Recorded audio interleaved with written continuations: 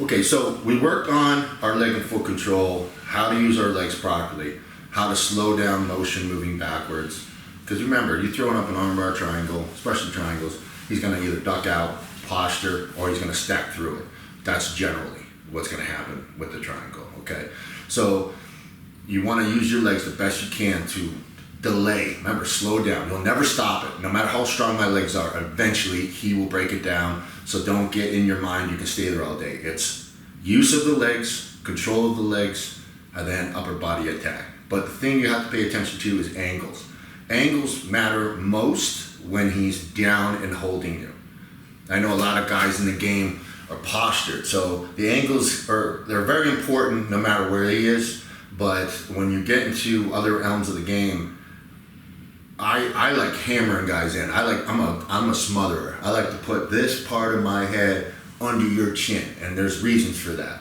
Because if I put my head here in your guard, your shoulders are on the mat, and your tailbone's on the mat. Right now, there's so much friction in your body, you're not going to move very well, and you're going to have to work this way harder. So I have my own style of how I play in the guard.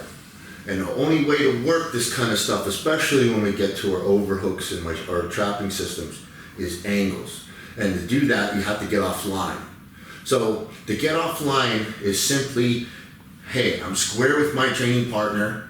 He's so square that he can create the most amount of friction up my body if he chooses, that I'm not going to be able to move my hips. I'm not going to be able to get offline to actually get a finish. Okay? To do that, I need to get offline. Okay, and I'll explain it once I have my training partner, it will line up perfect. Is simply offline is what? Being on a hip. Okay, being on a hip. Because now I'm working my way out. He's got to overcompensate me.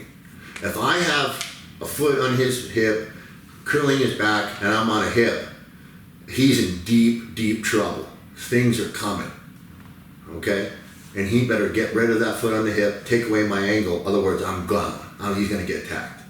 Okay, so to do that, he's going to get my closed guard here, and just come forward a little bit. I just want to give them this square right. Okay, so we're nose to nose. All right, we're square.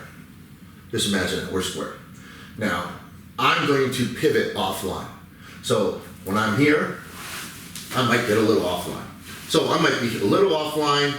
It doesn't matter where his hands are right now. So he's still square, and I'm out to the side. Okay? This is where I have the advantage. This is where I'm going to attack. He wants to delay my attack. He takes this, gets rid of the foot on the hip, and he squares up, and now I'm here again. Now I'm back in that zone where, yeah, I can hit hovering attacks, but for me to make an angle, it's going to be very difficult. I don't have an angle. So when we switch here, and he goes on his back, yeah, good, like the camera, there. There. And I'm here, I'm not letting him angle. I'm pushing my belly out, I'm trying to smash him. I'm trying to make him tired. Without an angle here, he's gonna die. I'm gonna own him. Even here, when I'm working, I'm using my big chest, I'm looking to hit him, I'm looking to control him. If he makes an angle on me, I'm in trouble. If he stays square with me, he's gonna work hard, and I'm gonna be able to move. If he gets an angle with leg and foot control, I'm in trouble. I have to counter that immediately or I'm in trouble. He's going to attack me. So as a top game guy, and I'm in someone's guard, I never let them put a foot on my hip, and I never let them make an angle. He makes an angle, I take it away. I take it away, I take it away. Because there's no point in letting him get to that position. One good angle with leg and foot control, he could be behind me, he could be on me, he's going to off-balance me, and I'm going to have to compensate. So vice versa, I don't ever want to have to be square. I want to be offline. I want to use leg and foot control. Okay? So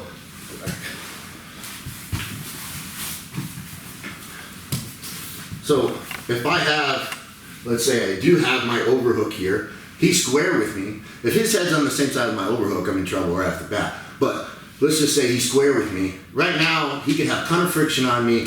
I'm not going to be able to do much. I need to attack. I need to get offline. So I get offline. Now I have a foot in the back, My hips are elevated off the ground, my foot's on his hip, and now I have my trap, I have an angle, he's gonna get attacked. It's very easy for me to get my knee on the inside. It's very easy for me to attack here. He sprawls this foot off the hip. He takes a step to his right. He drives his squares up. My angle's gone. Okay? So you gotta make sure when you're doing this, you're nice and tight, you're curling, you're stretching, you're pinching your knees, and you're attacking. Okay? You can use a grapevine to make an angle as well. Okay, so if we're here, I have my overhook, and I'm like, oh, I can't make an angle on this son of a gun. I go here, and I start to bust him out. See how he tilts? Now I have my angle. Now I have my sweep position. He's still gonna beat that, but once he does, I already have my ankle. So once I lose that, he recovers. Now he's gotta deal with all my traps, my legs, my hips being off the ground. Much better position. Okay, but here, it's all timing. I'm trying to make something happen. I don't have much for angles. I'm just trying to attack. I'm setting him up to take damage unless he puts me in the perfect spot where I can time him. But like I said, he made that happen, not me. I just reacted. So getting offline, super important. Make your angles. Keep your shoulders off the mat, head off the mat, you're okay. Angles, leg and foot control, use your grapes. If you use the close guard, well, we're gonna get into breaking guys down and how to do it a different way, but that's more open body stuff. You gotta have this foundation. In other words, you're gonna move like a slug, you're gonna miss half the time, and the higher levels you go, you're not gonna want anything to do with the guard. So learn it, get the basics down. When you get with your training partners, go through it. Don't just take this as a, if you do not have this down, don't use it as a oh, that's neat, and go focus on the techniques and the finishes.